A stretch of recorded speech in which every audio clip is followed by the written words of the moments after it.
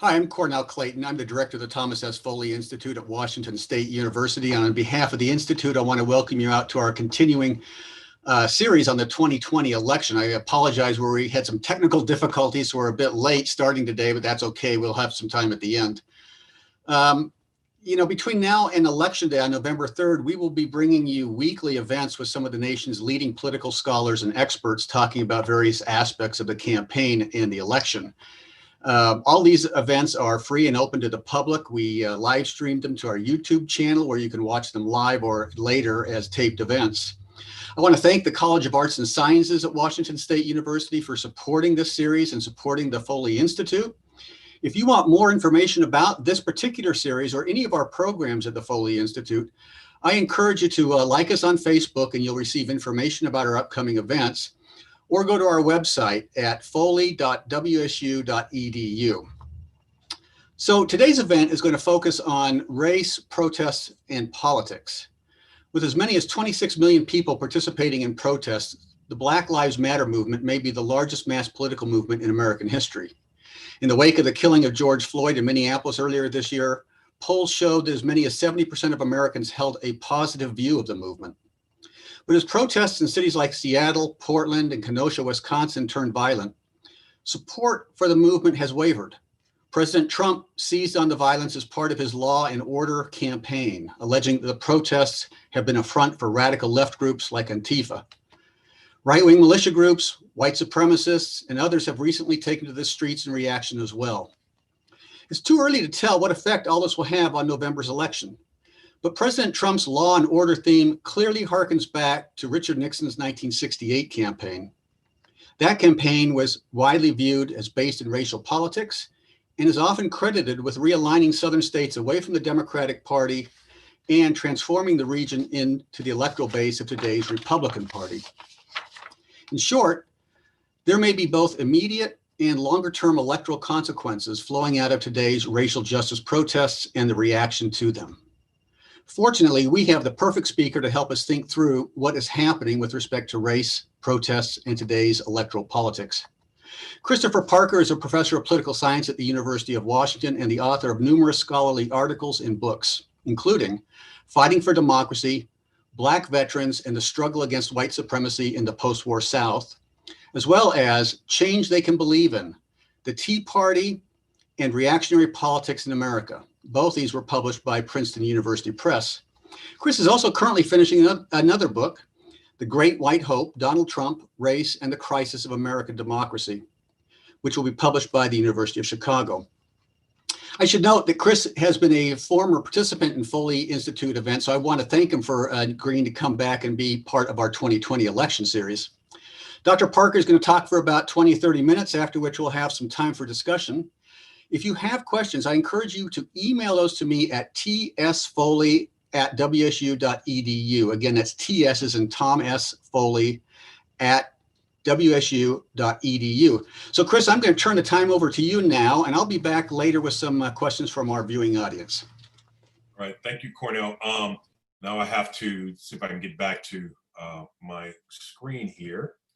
Just bear with me for a moment, people. Okay, I think we got it. All right, so thank you, Cornell and Richard, your assistant, for having me back. Cornell, we still have a golf outing that's long overdue. Okay, so what I'll do is, and let me apologize for our tardiness. It was my email wasn't acting right, so I couldn't get the Zoom link, but I finally found it, so here we are. So as Cornell said, protests have really increased, since the murder of George Floyd, and before that, Breonna Taylor. And so the question that I wanted to ask, using some data I collected elsewhere, is like, what kind of, what are these events going to have? Like, once again, the protests, right? But also, how COVID may affect turnout in the 2020 presidential election campaign. So without any further ado, I will proceed with the presentation. So if we examine where Americans are with respect to the direction of the country, as we can see down here, so we have this Gallup poll that tracks it, for as far as we're concerned, as far as this presentation is concerned, from 1978 to the present, we see high watermarks in the 90s and early 2000s, and then it starts tracking down. It goes up for a little bit, and then it starts plummeting right around the middle of 2020, and that is coextensive with the coronavirus and, of course, the protests. So now here's a chart that is tracking up through mid-June or late June, the direction, Americans' perceptions of the direction of the country. And as we see that the protests have really caused it to shoot up near the end. So right here we have wrong track. The blue line is the right track. So if we look at the wrong track, here we are in February, April, and in June. So this is late April. Here are the protests, and then it spikes, right? And here, as a corollary, on the right track, it begins to decline precipitously in late May, early June. So let me just draw your attention here to the bottom right of the screen. Sorry about that. To the bottom right of the screen, where we'll see that, coronavirus mentions in the news media, right? It starts to decline. And we're talking about this as if we can see down here in the left-hand corner. This data was collected in late June, June 22nd. And we see the protest mentions in the media outstrip mentions of the coronavirus. This happened only for a short period of time, right? Because now coronavirus, is back in the news. But during late June, since we're focusing on the protests right now, this is what we saw. Protest was really at the top of everyone's mind. Now, if we look at the top problems facing in the United States between March 2020 and June 2020, what we see here is, the dark green line here is the government, poor leadership. Down here, the light green line is the coronavirus, right? I'm sorry, dark green line, coronavirus, light green line, government, poor leadership. And down here, we have race relations. So what I want you guys to pay attention to is a dark green line here when it comes to the coronavirus and the black line here when it comes to the protests. And they start to converge in June, right? Right around 22%, right? Coronavirus is up here. It starts to decline just as, and the important problem index suggests that protests or race relations rather starts to increase right around the same time that concern with coronavirus starts to decrease. So voters today are more favorable towards Black protests, right, than they felt towards the March on Washington. So here on the left, we see data that was collected in August 1963, right around the time, that we had the I Have a Dream speech by Martin Luther King in the March on Washington. So there are only 23% of the population, the public, was in favor of civil rights back then versus 60% that were unfavorable towards it. Now we see now the script is flipped in June 2020, where 54% is favorable versus 39% unfavorable when it comes to civil rights. So the next slide asks whether or not whites are more supporters of protests today than they were in the mid-1960s.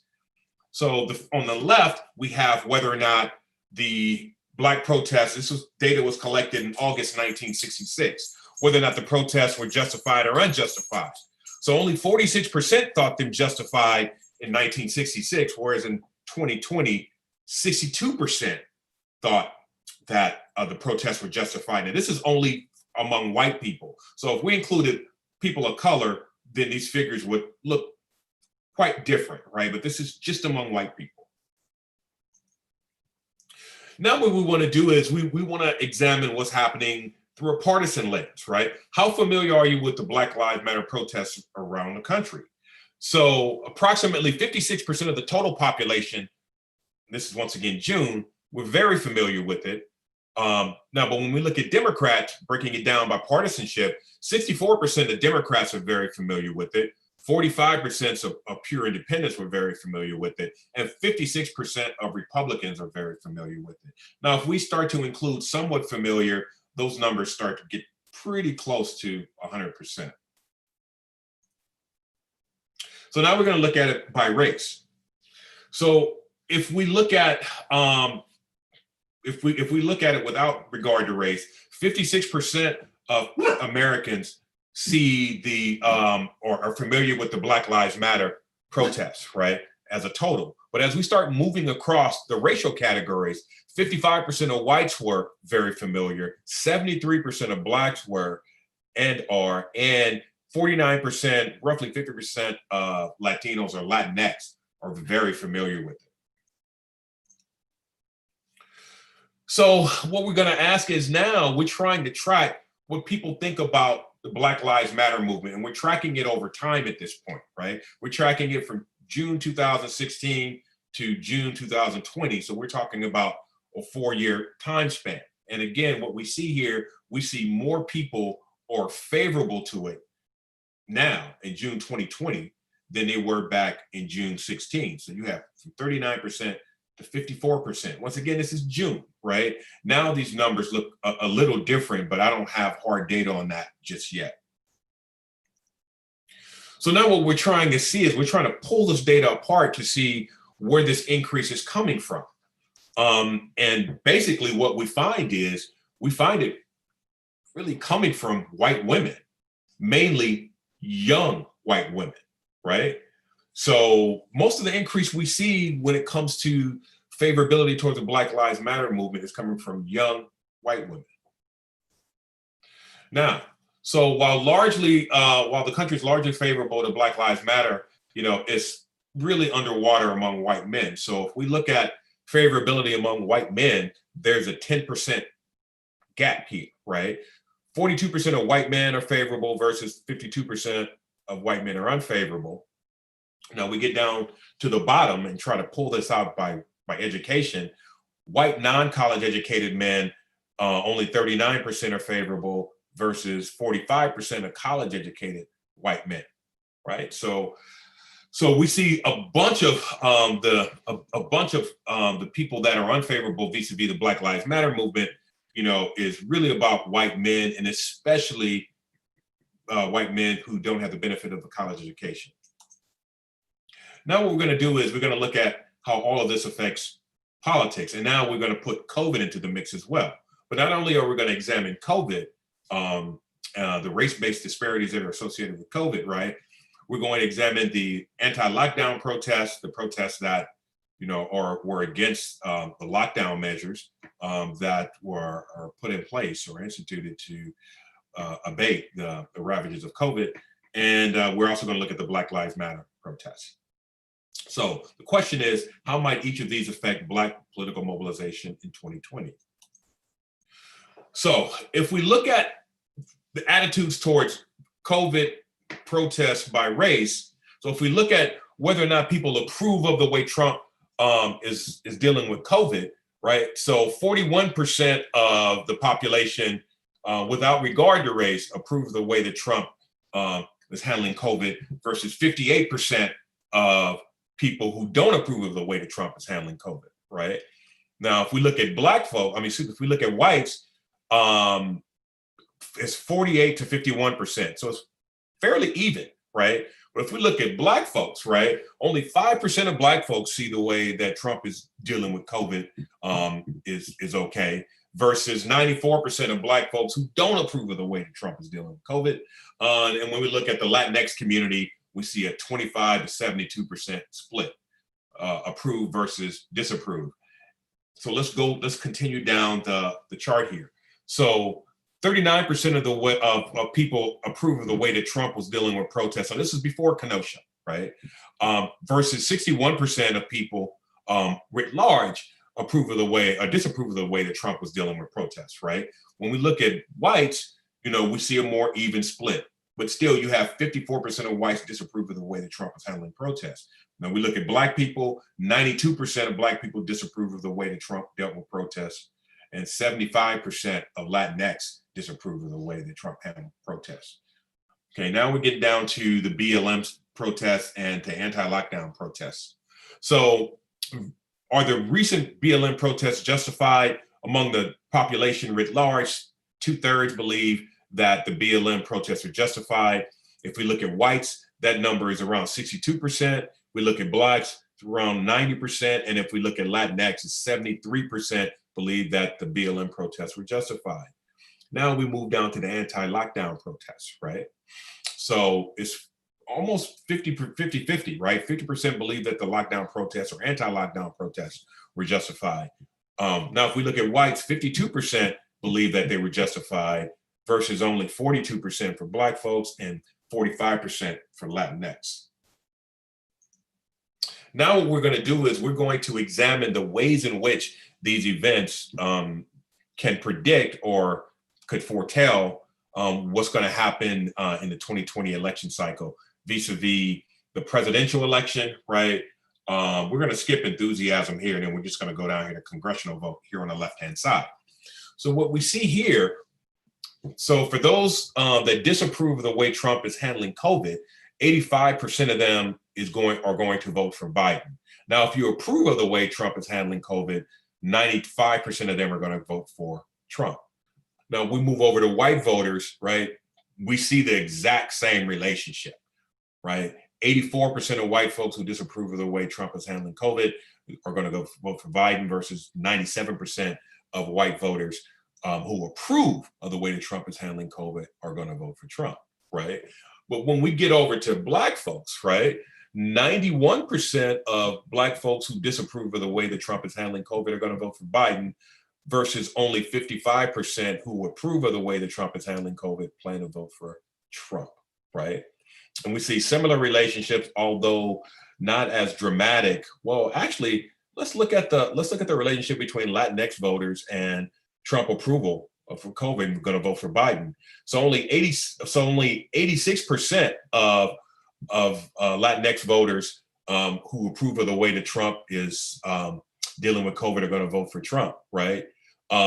Versus 83% who disapprove of Trump handling of COVID is going to vote for Biden, right? So you see a big difference, between the Black community and the way Trump is handling COVID and Latinx and the white community. Now let's skip down here to the congressional votes, right? We see very similar relationships across the board, right? So we can think about this in one way, a way of thinking about this is by saying that, what's happening in the presidential election and what's happening in the congressional elections and the way that they're impacted by Trump's handling of COVID are essentially the same. There are no real differences there.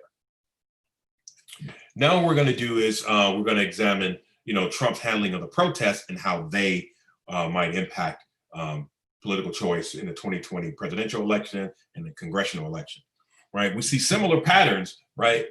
As we saw in the when it comes to the way Trump is handling COVID, but the effects aren't quite as strong.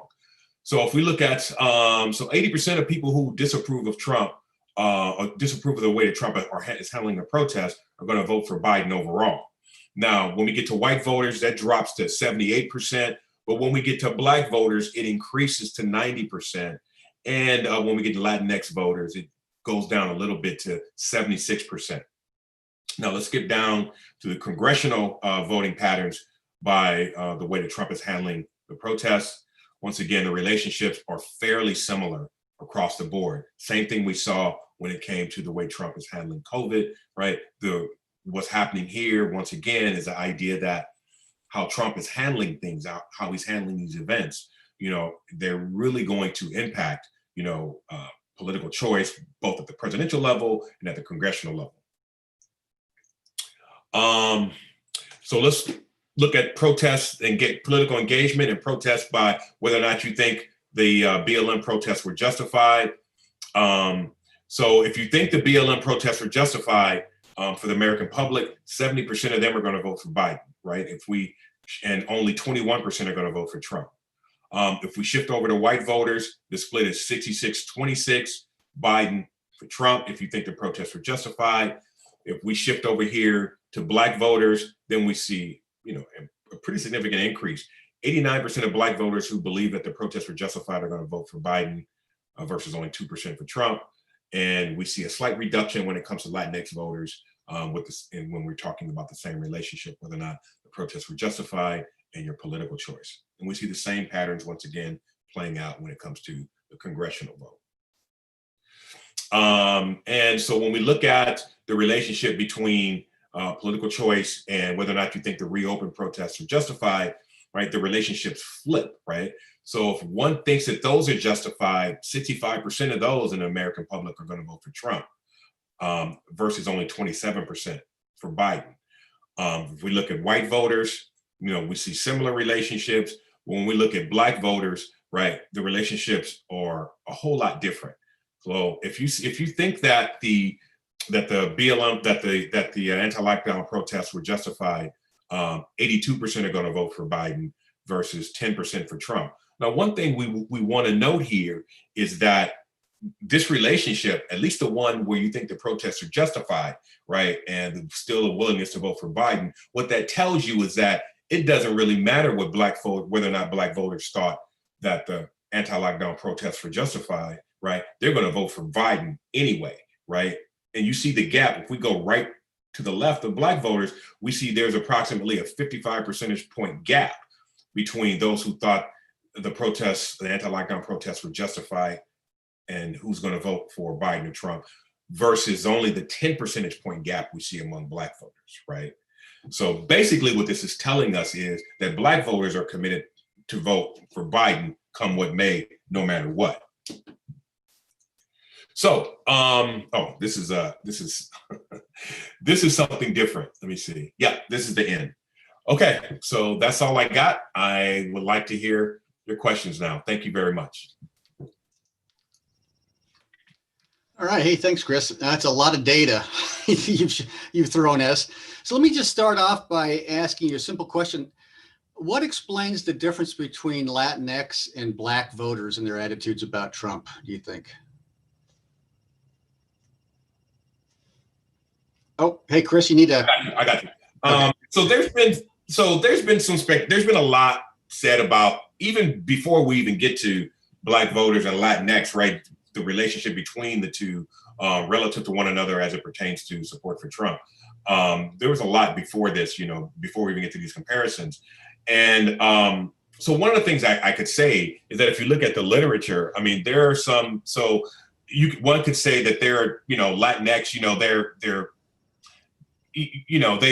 they're a little more traditional when it comes to black voters, right? So when it comes to, abortion, when it comes to same-sex rights, right? When it comes to these kind of things, right? Which is not to say that black people aren't traditional, right? But they're just not as traditional as the Latinx community. So it could very well be the case, that the Latinx community on the whole are probably more conservative than the black community on average, right?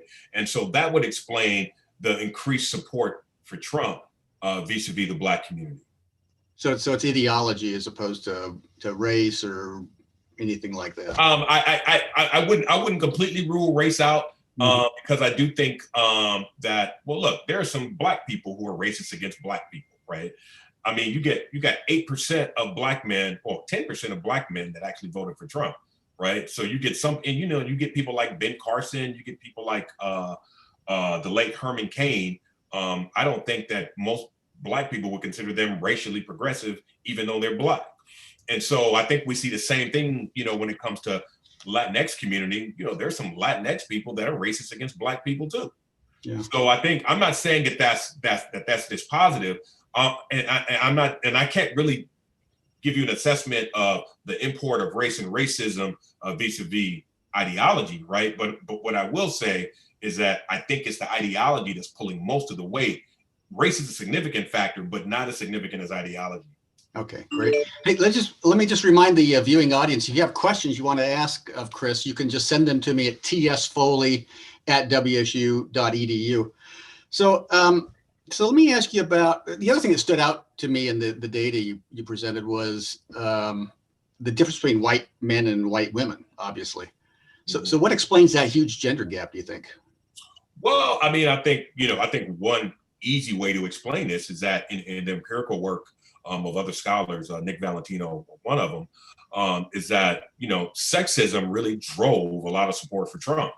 And so I think that, to the extent that, you have a good portion of white women who are feminists, that would drive them away from Trump in the first place, like in 2016. But I don't think anything he's done, since 2016 has done a whole lot in the way of endearing him to white women, at least educated white women and younger white women, as the data show.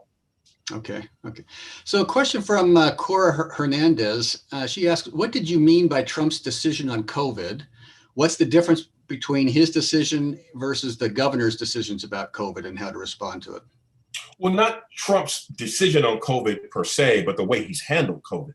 I mean, so think about it like this. So we know, I mean, the evidence is out there for everyone to see that, the health disparities that are associated with COVID, right? So we have people of color, mainly Black and brown people, that are not only contracting the disease at higher rates than everyone else, but they're also dying of and becoming more hospitalized at higher rates. And if we're talking about the way that the governor handled COVID, I mean, look, Trump is running around talking about we don't need masks, right? Trump is running around here promoting these anti-lockdown protests, right? And what's happening is without masks, and without following these lockdown procedures, then guess what's happening?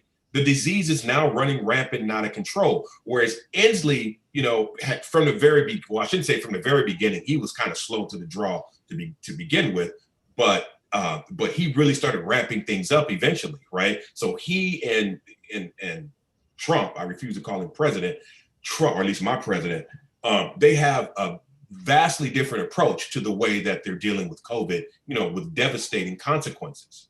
Okay. Another question from Maddie BG. She asks, why would some Black people be against the BLM movement? I think it could very well be the case that these are relatively conservative Black people, and I would venture to guess that these Black people tend to be older.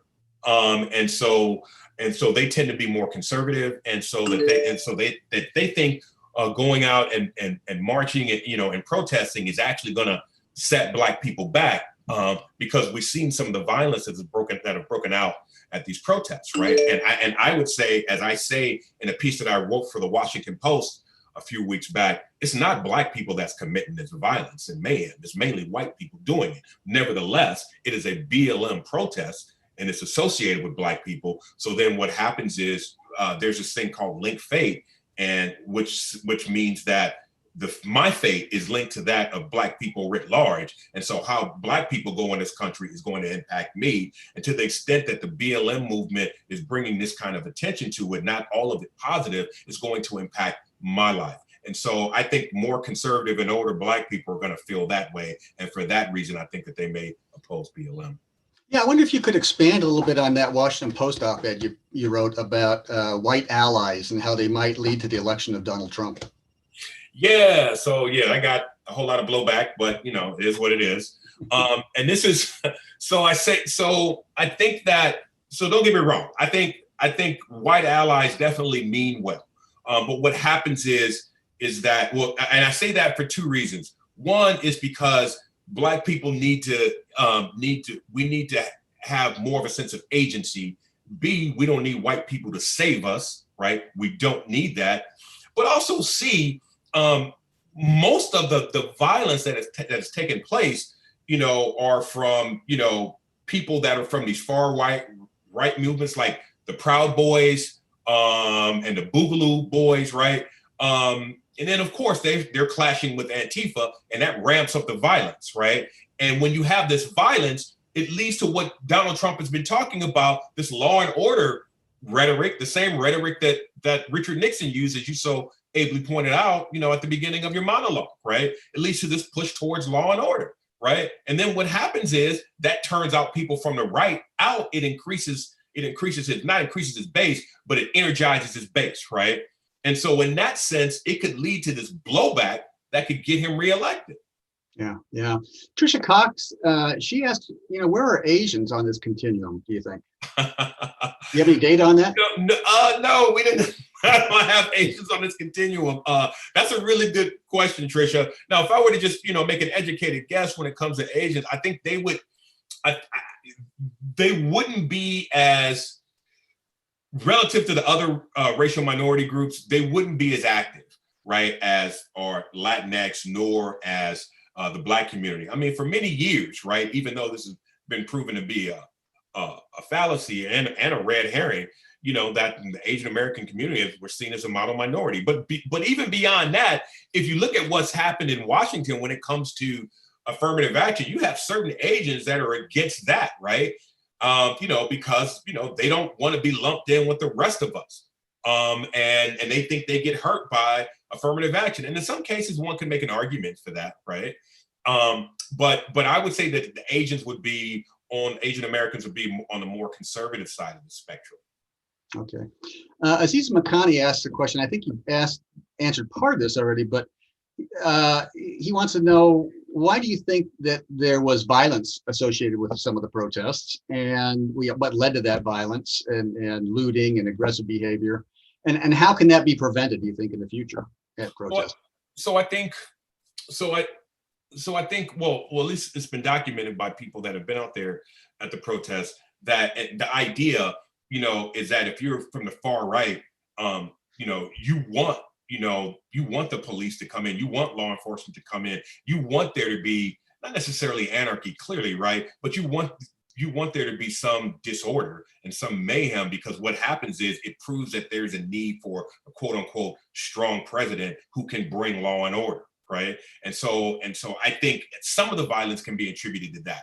Now, some of the violence or vandalism, you know, can be attributed to just, you know, people out there just, you know, it's COVID, they don't have any place to go, right? Hey, let's just go out here and have some fun, right?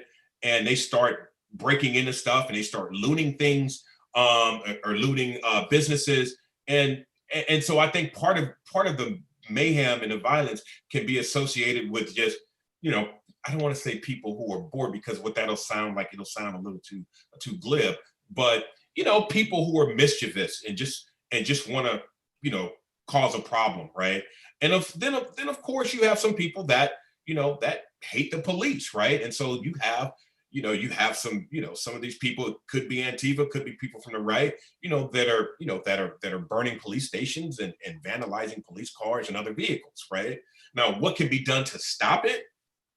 I mean, so if we're talking about strictly the violence, I would imagine, you know, a stronger, you know, police presence, right? And not what we saw in Portland, where you have federal law enforcement out there enforcing the law. It needs to be local law enforcement out there enforcing the law, right? But if we want to remove the impetus for these gatherings in the first place, then just do the right thing when it comes to social justice. Then you remove the impetus for these gatherings in the first place.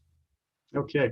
Hey, Sigden Captain, he asked a really interesting question. He wants to know if you've broken down this data by region at all. So is there differences in racial responses based upon where people live, the South versus the Northeast and the West, for instance? No, that's a very good question. No, I've not had a chance to break out this data by region yet, but I think that's a very good question. And I'm really not in a position right now where I can, you know, really speculate outside of sort of discussing the difference between rural and urban areas, right? Because clearly most of this stuff is happening in urban areas, so that's not even a fair comparison. Yeah. So a lot of viewers like your shirt, Chris. You want to know where you got it? You know, I actually got it online. I actually got, you know, one of those random Facebook ads, you know, hey, buy this, buy that. And I saw it. I'm like, man, I got to get this. So yeah. So thank you, guys. Hey, so let me ask you a question about the, you know, the anti-lockdown protests, especially, you know, ones like in Michigan where you had these militia groups show up at them. How much of that do you think was race inspired? Lots of it. You know, that's thank you for asking that question. So that's something that I had always thought, but there were some colleagues at the University of North Carolina. You probably know who these guys are. Mark Hetherington had like a he's coming on Thursday, by the way. You ask him about that. He's going to be talking about COVID and politics on Thursday. So. Yeah, that will definitely come up. Yeah, so I'll say ask Mark about that. But what Mark in his study showed that, you know, when it comes to these COVID related measures like wearing a mask and social distancing, right? That racism was one of the most, if not the most reliable, powerful, significant predictors of these things, right? So and let me tell you how I think that works, because I don't think Mark breaks that down. So, let me break that down for you. So this is the way I think this works. So I think that, and I haven't seen any data on this per se, Cornell, but I wouldn't be surprised if we found this, that as soon as the race-based disparities vis-a-vis COVID, that information began to be disseminated, then you start seeing, this push, to start open up again, right? And so I think that in some white people's minds, it's like, wait a second, I'm going through this. I'm socially distanced. I have to wear masks. My business is closing, right? It's not affecting us as white people. It's only affecting those Black and brown people. So why should we be subjected to this? So that's how I think that works. Yeah. So Phil Weiler asks, does the data give you any sense of the likelihood of different groups actually turning out to vote in November? Yeah, I mean, not in this particular data. I can't really tell you that, but in some other, like in some experimental stuff I've done, like I did something on that's published on the political website Politico, right? Politictico, Politico, in which one of my former students and I did some survey-based experiments, and we showed that if you frame Trump as an existential threat to the race, right, then it'll turn Black people out in higher numbers than either A, if you frame Trump as a threat to the working class, or if you don't frame him at all as anything, right? So the more you frame Trump, at least among Black people, I've not seen any data on this when it comes to the Latinx community or Asian Americans, but at least among Black people, if you frame him as a threat to the race, right, it'll drive Black people, it'll turn Black people out at much higher rates. And so, and I think that that's one reason why, we expect Black turnout to be higher, because I think before Black people didn't really appreciate the threat that he poses, to Black people, qua Black people, right? But now we see it, right? Now the Black community actually sees this, right? I think more and more the Latino community are seeing it as well. So when it comes to Black people, I can make that call, but also when it comes to we also did it by partisanship, and this is a piece that I published on the Monkey Cage with Chris Federico, a colleague at the University of Minnesota, like a year and a half ago, and this is what we found, right? And what we looked at self-identified quote unquote liberals, I like to call them progressive, and political independents, right? And this is what we found, or Democrat. We look at Democrats. I'm sorry. We look at Democrats and independents, and this is what we found. We found that people would report that they would turn out at higher rates, if we frame, for independents, if we frame Trump as a threat to democracy, right? If independents see him as a threat to democracy, they were likely to turn out more so than if we frame Trump as a threat to the working class, right? So basically what we did was we pit this existential threat argument against this argument, this sort of Bernie bro working class argument, and the working class argument got smoked right there. Now, once we look at it among Democrats, though, there was no difference, right? Democrats were committed to turn out come what may, regardless of how Trump was framed. Okay. Yeah.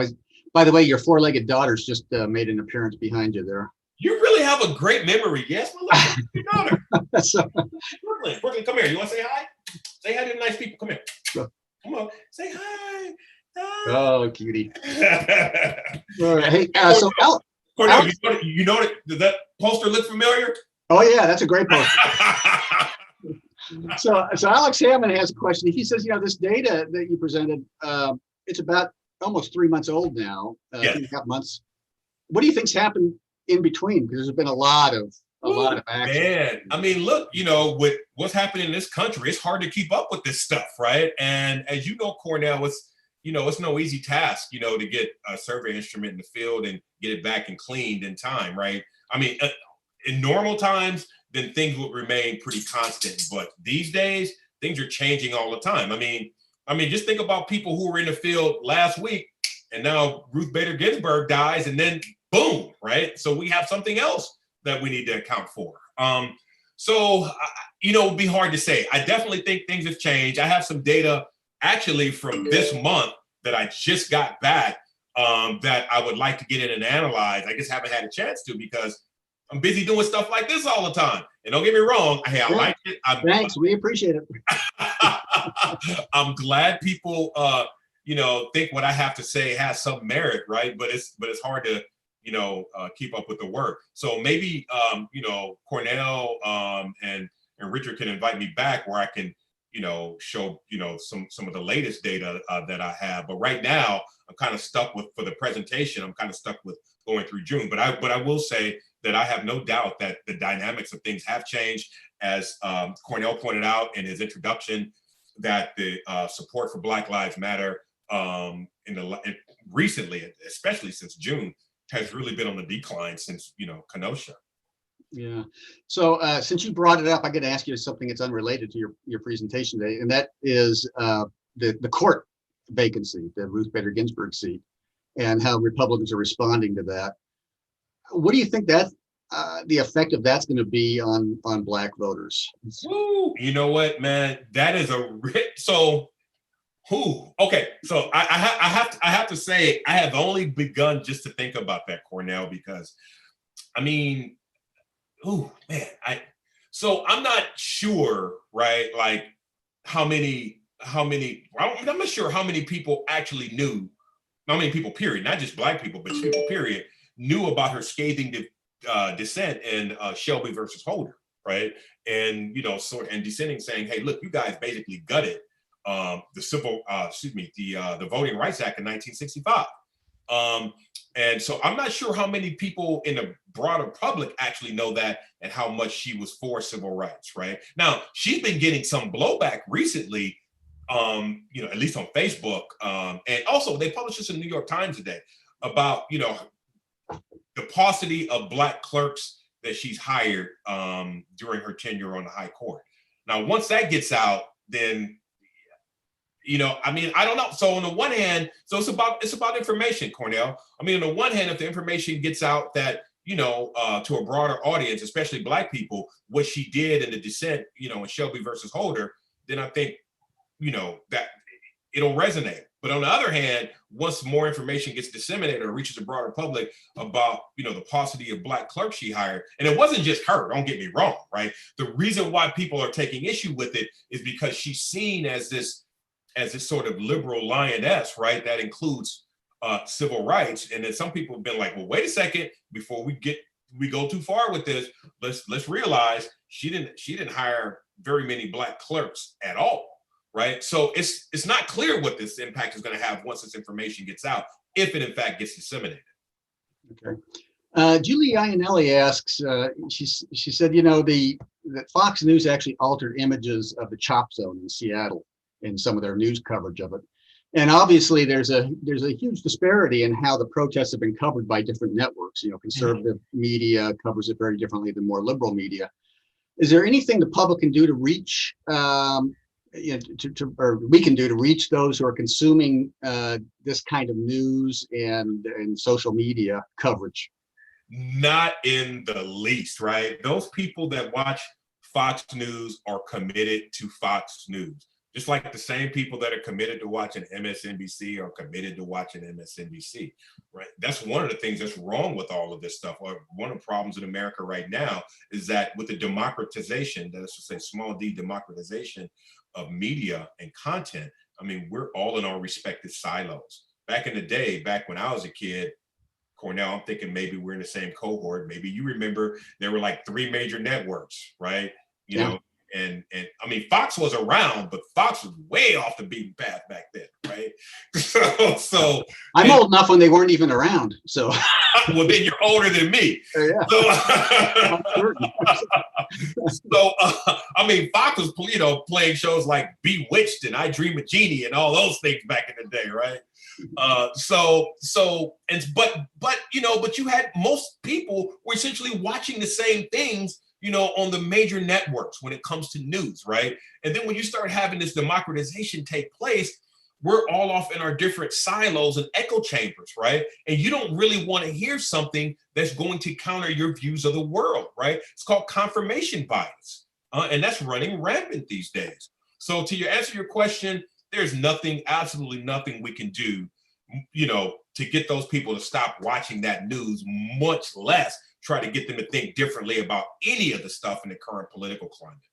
Okay. Malia Lakitas asks a question about the fact that Black individuals have been more impacted by COVID physically in terms of their health, and whether or not that explains some of the difference in how they're responding to Trump. And it's not just politics, it's also the fact that they're suffering a lot more. Of course, yes, no question about that. In fact, I think that sounds more like a comment than a question. And I actually agree with the comment, right? I mean, it's like it's really impacted our community at higher rates, at much higher rates in the white community. And with the Latinx community, things are essentially running neck and neck. I just saw something from the CDC on this yesterday that said that essentially when it comes to the contraction of COVID-19, the hospitalization rates are roughly the same. But when it comes to death, dying from COVID, I mean, actually, we are 100% higher than the Latino community when it comes to those who ultimately succumb to COVID by death, or succumb to death according to COVID, attributed to COVID. So yeah, for sure, that makes things worse. I mean, look, it's not like Black people were completely predisposed to Trump in the first place, but that's making things worse. But I think there was already a ceiling effect there anyway, right? Now, with white folks is where we should start, where we should see more play, because there's a lot more room, right, when it comes to approval for Trump, when it comes to the white community, right? But the fact is, COVID is not impacting them as nearly as much. And so it's not going to have a big effect. But again, with the Black community, there's more of a ceiling effect, because the Black community, Trump is not getting a whole lot in the way of support from them anyway. So that's not going to move a whole lot anyway. Yeah. So Aziz Makani has another question. He says, what should we expect of if Trump gets a second term in terms of race relations? Look. So here's the thing. So some people, and I'm sure it's happened to people in the audience and Cornell and Richard. It's like some people want to ask, like, what else could go wrong, right? Well, it seems like every time we ask that, something else goes wrong, right? So. And I think that what do you have to lose? Well, I think, what could happen in the second term of race relations are already pretty bad, right? I don't think, and I'm an expert in race, and I'm saying that I don't think things can really get much worse. It would be hard. I mean, short of, sort of internecine warfare or race war, I don't think things get, this sort of, interracial hostility, short of it turning hot, I don't think it could get any worse, right? If we think about like this Cold War, right? So I don't really see things getting any worse, short of, once again, open race-related conflict. Yeah. So maybe we got a couple more minutes. Maybe we can end on something a little more optimistic. So sometimes before you get major political transformations, realignments in electoral politics, or major social reforms, things have to get really bad. Mm-hmm. Things have to come to a head. Obviously the 1960s is an example of that. It was a pretty tumultuous time, but it led to lots of reforms, some good, some bad. What's the likelihood that we're seeing that right now? What do you think the future holds? I think we've certainly reached an inflection point. I think that I'm actually on record, and Cornell, you and I discussed this, and Richard discussed this last time I was there. Actually, for the short term, and I published a piece in American Prospect on this, think that it was a good thing that Trump got elected, because what happens is it brings all of these biases and prejudices to the surface. Whereas before there was plausible deniability. You can't deny that. You can't deny that there's racism. You can't deny sexism exists. You can't deny nativism exists, right? You can't deny any of that stuff now. So in that sense, I think it's a really good thing. The problem, you guys, is like, what are we going to do about it? Like, what are we going to do? We know it's here. We know it's present. Then what are we going to do about it? So I think your instincts are right. Cornell, but let's go back to the civil rights movement. Let's think about what happened in the 1960s. There were a whole bunch of local policies that were passed, right? Policies at the local level. But what can you think of at the federal level that was passed that actually had lasting change? Can you think of anything? Well, you had the 64 Civil Rights Act and the 1965 Voting Rights Act. And No. the Housing Act. Cornell, that's the mid 1960s. That's right. That's when protests were like, more or less orderly, right? Then you had the urban conflagration in the late 1960s. And this is becoming, I think we're approaching something like that now. I mean, look at what Trump did. He declared, was it Kenosha, Seattle, and Portland? No, that wasn't him. It was Bill Barr. Anarchist.